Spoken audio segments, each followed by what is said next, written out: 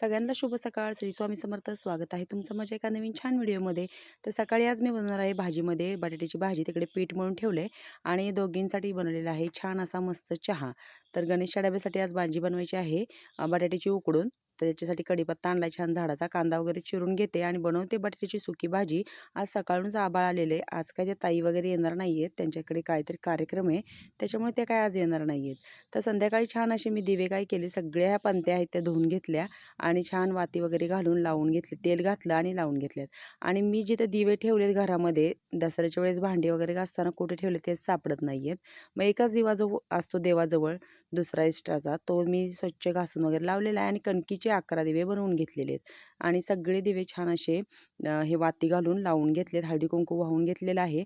काय झालं, रानातून यायला उशीर झाला, मग फुलं काय मला हे करता नाही आली, काढता नाही आली, मग नुसतं आपलं छान असं हळदी कुंकू वाहून पूजा केलेली आहे.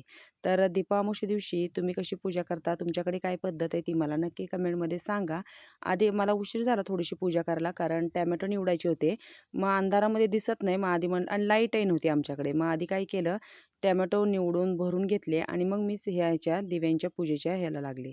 तर आता माझी झालेली आहे पूजा. आता मी बनवणार आहे स्वयंपाक. स्वयंपाकामध्ये बनवलेली आहे वांग्याची भाजी. काल बुधवारच्या बाजारावर येताना वांगी आणलेली होती, मग त्याची रस्सा भाजी बनवली आहे.